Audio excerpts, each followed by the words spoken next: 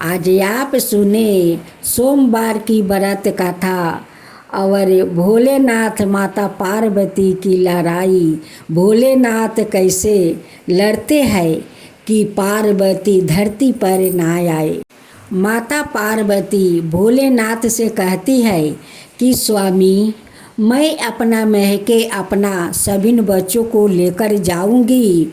भोलेनाथ कहते हैं कि नहीं, महके नहीं जाना है, मैं क्या कैलाश पर अकेले रहूंगी। माता पार्वती कहती है कि क्यों, पूजा पाठ में सभी बेटी 2-4 दिन खातिर अपना महके जाती है, तो मैं क्यों नहीं जाऊंगी। माता पार्वती का बात सुनकर भोलेनाथ क्रोध हो जाते हैं। वो कहते हैं कि मैं तो पार्वती के अपना संतान के बिना मैं नहीं रह सकूंगा। गणेश और कार्तिक अपना पिताजी को बुझाते हैं कि पिताजी, 9 दिन के तो बात है, 9 दिन के बाद हम सब लोग तो लौट आएंगे, एक साथ इस कैलाश पर रहेंगे। भोलेनाथ कहते हैं कि बेटा, तुम लोग का बगैर मैं कैसे रहूँगा अकेले कैलाश पर, तुम ही बताओ। तुम लोग के साथ रहना मुझे बहुत अच्छा लगता है, तुम लोग नहीं रहते हो तो मुझे कैलाश पर अकेले अच्छा नहीं लगता है। जब माता पार्वती जिद करने लगती है कि नहीं, मुझे महके जाना है, अब तो महादेव पार्वती को बहुत डराते हैं, धमकाते हैं कि इसी कारण पार्वती धरती पर ना जाए, मुझे अकेले छोड़कर। वो पूरा धमकाते हैं, डराते हैं। और माता पार्वती रोती है, फिर भी जिद करती है कि मैं महके तो जाऊंगी अपना बच्चों को लेकर। साथियों, जब आश्विन महीना पड़ता है तब भोलेनाथ पागल हो जाते हैं, क्योंकि उनकी परिवार जो धरती पर आएंगे 9 दिन के लिए, उस लिए वो पागल हो जाते हैं और अपना पत्नी को डराते हैं, धमकाते हैं कि इसी कारण से वो नहीं जा पाएगी। गणेश और कार्तिक अपना मामा के पास जाते हैं। वो मामा से कहते हैं कि मामा जी, पिताजी को आपे समझाइए कि वो मामा के घर जाने दे। वो जाने नहीं देते हैं। आ देखिए, माँ से कितना लड़ते हैं, कितना माँ को डांटते हैं। माँ देखो कितना रोती है मामा। वो महके जाने के लिए वो 9 दिन के लिए तो बस जाती है। ब्रह्मा जी या विष्णु आते हैं और भगवान महादेव को समझाते हैं। ब्रह्मा जी कहते हैं कि भगवान, पार्वती को उनकी महके जाने दीजिए, 9 दिन को तो बात है, 9 दिन के बाद तो अपना परिवार के साथ वो कैलाश पर लौट आएगी। भोलेनाथ कहते हैं कि नहीं, मैं 9 दिन के लिए नहीं जाने दूंगी पार्वती को। जब भगवान महादेव नहीं माने तब विष्णु भगवान कहते हैं कि ठीक है महादेव, लेकिन पार्वती को अमावस्या के दिन आप जाने दीजिए। वो धरती पर जाएगी और अपना पैर रख कर फिर कैलाश पर लौट आएगी। फिर 7वीं 8वीं 9वीं के दिन 3 दिन के लिए आपको जाना ही देना पड़ेगा। 3 दिन के लिए पार्वती अपना संतान को लेकर जाएगी और 10वीं के दिन वो कैलाश पर लौट आएगी। जब पार्वती माता षष्ठी के दिन अपना संतान को लेकर, जैसे कार्तिक, गणेश, लक्ष्मी को लेकर तैयार हुई जाने के लिए, महादेव जी पीछे पीछे उनकी साथ चले आए, देखने के लिए कि वो महके में वो लोग का स्वागत कैसे होते हैं, वो लोग के महके में क्या क्या भोजन, खिलाया जाता है। यही देखने के लिए महादेव जी पार्वती को पीछे पीछे आ जाते हैं। जब महादेव जी आते हैं तो उनकी स्वागत पहले होता है। उनकी बहुत श्रद्धा भक्ति से सभी लोग बेल के गाछ के पास उन्हें बैठा कर श्रद्धा भक्ति से उनकी पूजा करते हैं। दूसरे दिन गणेश जी के पूजा होता है। भगवान महादेव ये श्रद्धा भक्ति देखकर बहुत प्रसन्न हो जाते हैं।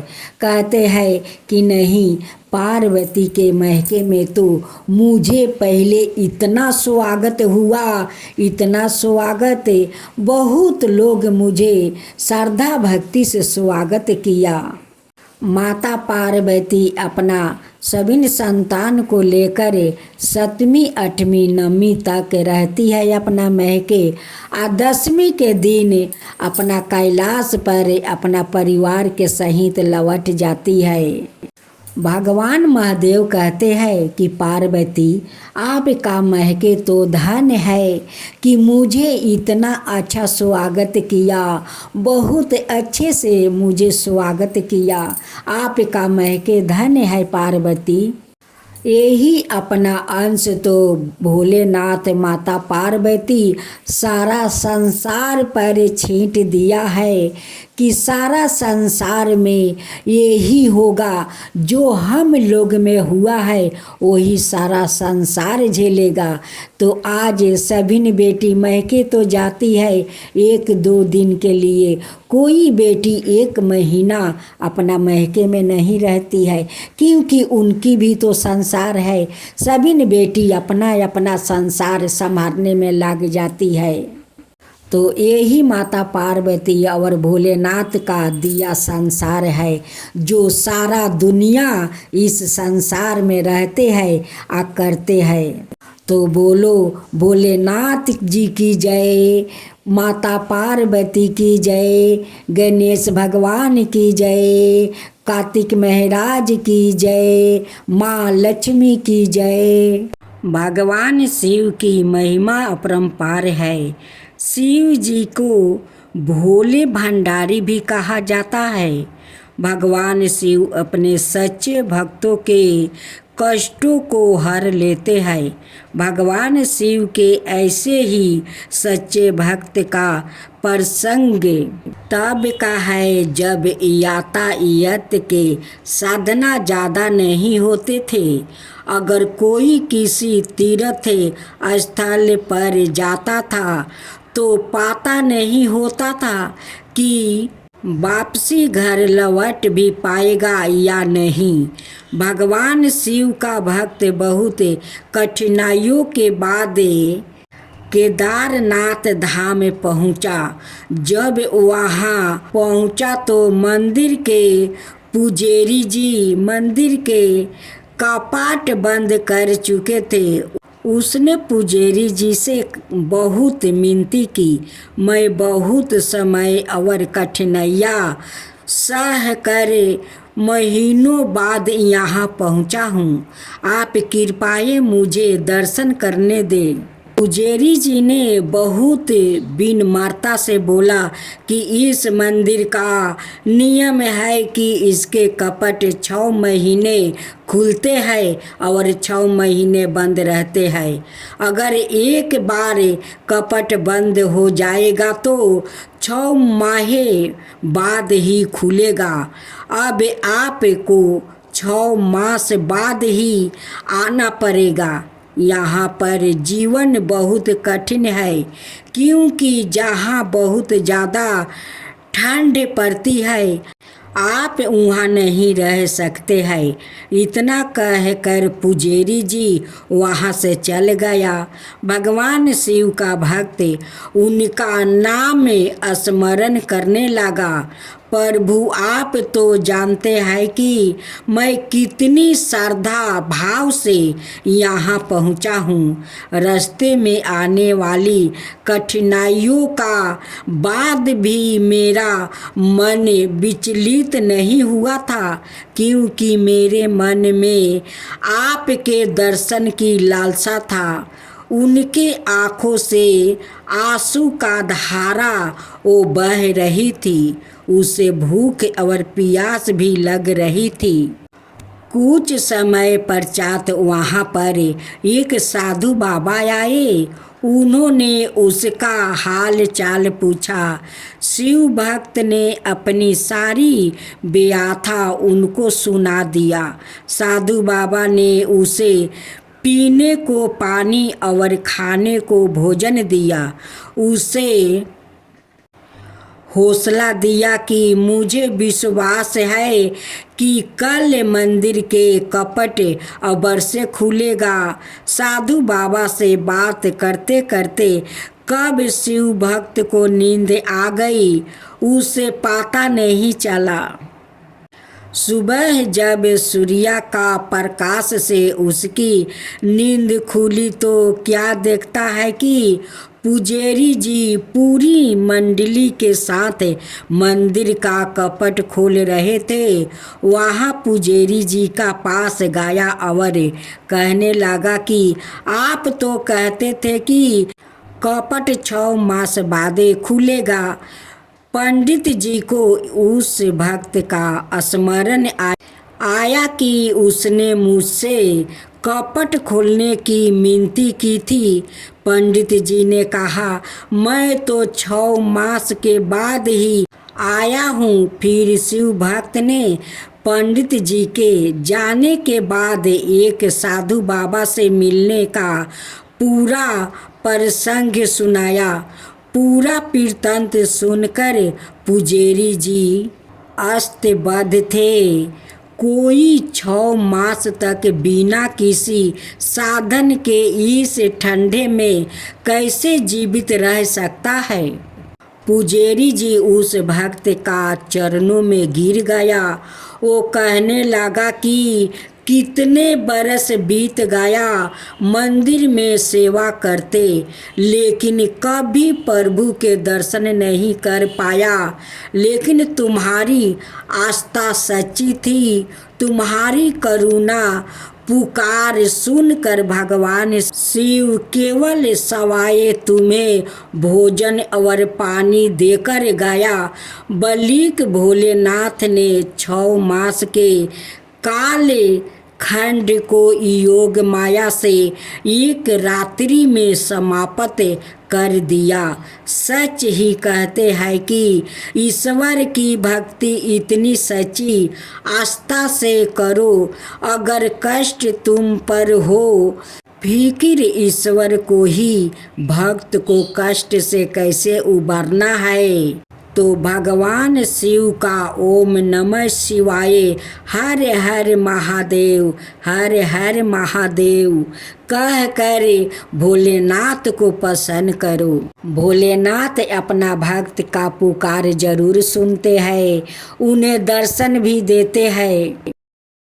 जय शिवा ओमकारा, प्रभु हरे शिवा ओमकारा। ब्रह्मा विष्णु सदा शिव अर्धंगिनी धारा। ओम जय शिवा ओमकारा। एकानन चतुरानन पंचानन राजे, शिव पंचानन राजे। हंसासन गरुड़ासन विषवाहन साजे। ओम जय शिवा ओमकारा। 2 भुज 4 चतुर भुज 10 भुज अति सोहे। तीनों रूप निरखता त्रिभुवन जन मोहे। ओम जय शिवा ओमकारा। अक्षर माला बने माला मंगी माला तारी। चंदन मृग मद सोहे बोले सुभिकारी। ओम जय शिवा ओमकारा। श्वेतांबर पीतांबर बागंबर अंगे, सनिकादिके बरे मादिकी भूतादिकी संगे। ओम जय शिव ओमकारा करिके मध्यम कमंडल चक्र त्रिशूल धरता। जग करता जग भरता जग पालन करता। ओम जय शिव ओमकारा ब्रह्मा विष्णु सदा शिव जानते अविवेका। प्राण बचर के मध्यम याहे तीनों एका।